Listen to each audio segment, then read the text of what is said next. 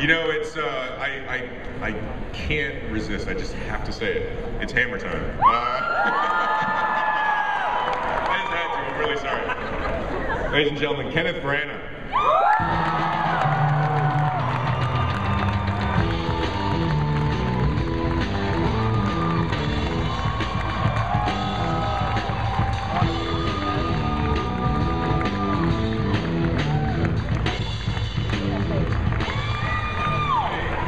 Welcome. Hello everybody.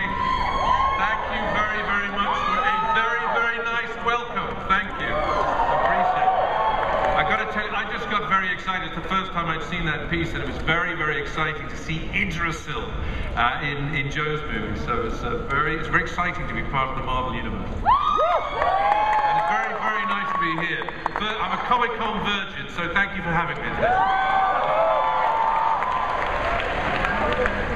Ken, one of the things that you talked about is that growing up, Thor was near and dear to your heart. I think, I'm not sure that surprises people, but talk a little bit about that. Well, I'm not a comic book nerd, I'm not like the experts in this great room, but I did read English comics, The Hotspur, The Victor, strange titles like that, and The Eagle, adventure stories, and some fun ones like The Beano and The Dandy. I knew very little about American comics, I have to confess. I knew about Batman, I knew about Spider-Man, but the one I loved was Thor. I loved the name. I loved the treatment of it on the comics. I loved the fact that he as a character was such a combination of sort of primitive, brute strength. He was always incredibly impressive on the covers. I liked the fact that he was in a very dysfunctional family. I enjoyed that. And that the stories were epic, you know, that they went on journeys and you went to exotic places, other worlds, monsters. I found all of that completely captured my imagination.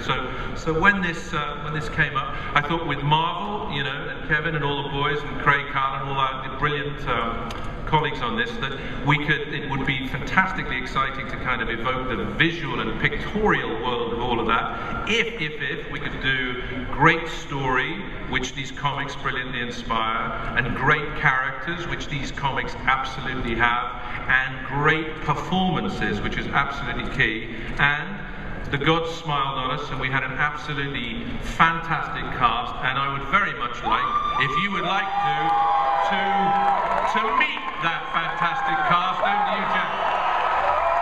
All right, let's start. We have, as Agent Coulson, Clark Gregg.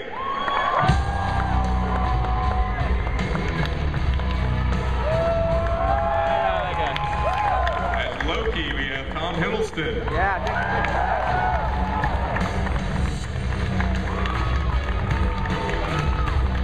In the role of Darcy, it's Kat Dennings.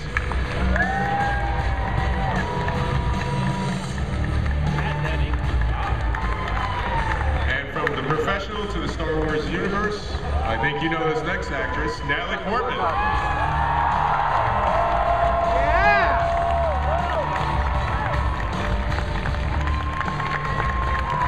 I'm very happy to be the first person to introduce him this way. Ladies and gentlemen, the God of Thunder, Chris Hemsworth.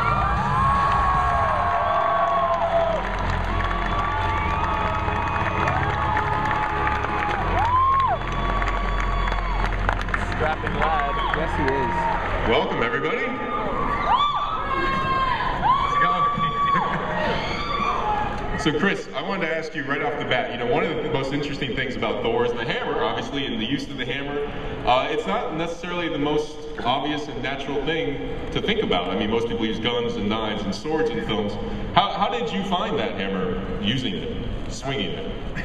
Yeah, it was, you know, a lot of looking at the comics and working out, you know, how the guy postured and how he held his weapon, and then, you know, talking about functionally how if you were to hit someone with this thing, what would be the most effective way.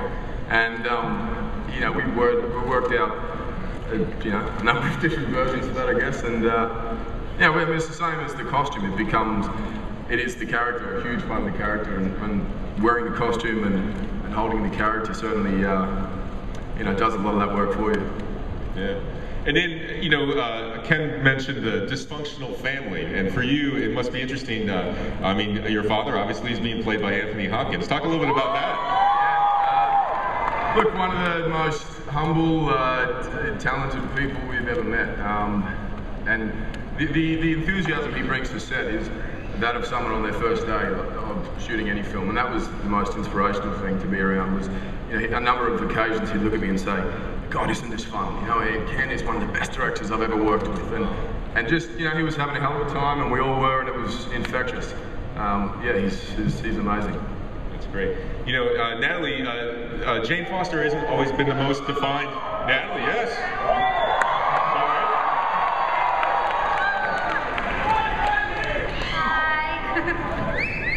You know, Jane hasn't always been the most defined character in comics. You know, is that an opportunity, a challenge, or a little bit of both for you?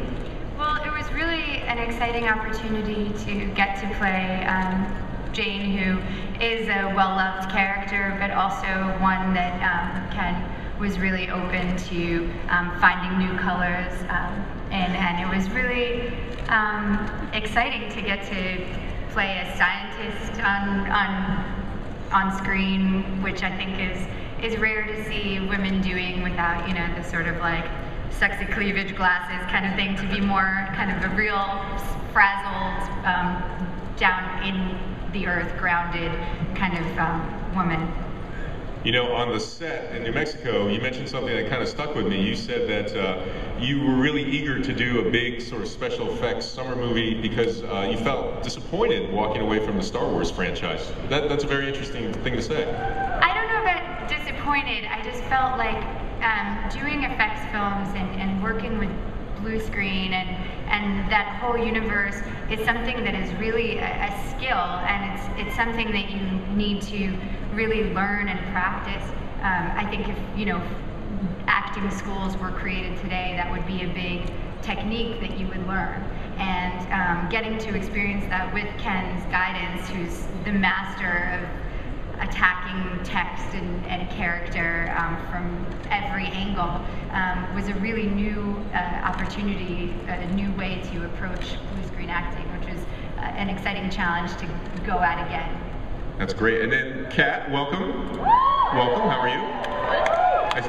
So your character is one that the audience probably doesn't know much about. Can you tell us a little bit about her? Darcy, I guess, is a new creation. She's not in the comic books, unless I'm wrong, unless she's in like episode 900,000 or something.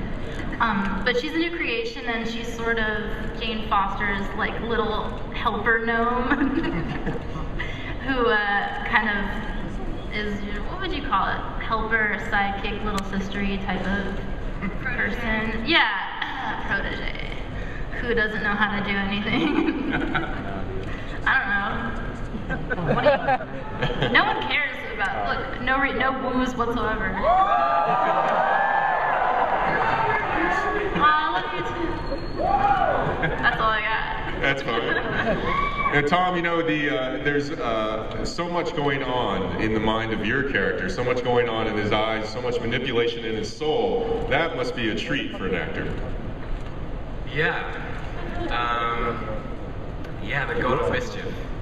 The great challenge for me was that he's both the agent of chaos and also the damaged younger brother, the jealous brother, the one who's overlooked, the one who could have done it. He could have been the guy, but he's not the guy, because I haven't got the guns that this guy has. Yes, you do, Tom. But it was terrific. It was to combine the mischief and the relish in the misrule and the anarchy that he creates with a sort of a truthful psychological damage. Somebody who is insufficiently loved, and the sense of betrayal and deception, and the levels of deception. Like, he's a great liar, and it was fun playing with, can you tell if he's lying or is he telling the truth? Outstanding. And Mr. Gregg down there on the end, or as I like to call you, the glue of the Marvel Universe. Do you like that? Being the glue, I love being the glue. There's no universe I'd rather be the glue of than the Marvel Universe. You know, it's interesting because you found yourself, you didn't really see this coming, did you? That you would be sort of crossing over into the films to this extent? No, I did not. There was a scene in Iron Man 2 where they said before one of the takes, oh, tell him you gotta go. Tell him you gotta go, you're going to New Mexico. And so we did that, and Robert responded about the Land of Enchantment, and afterwards, I think I said to Kevin, I should know this, but I know it's a secret, but what's in New Mexico? And he said, oh God, nobody talked to you yet? Thor. Thor is in New Mexico.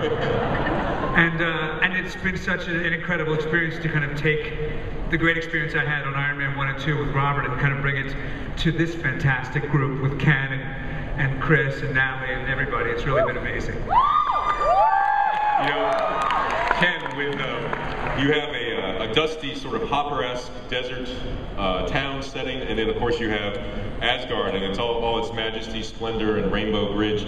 That's an interesting thing to make a film that goes to two such different worlds, but you don't look at that as a challenge as much as an opportunity. It has been a challenge. It was a challenge that Kevin brought up early on, you know.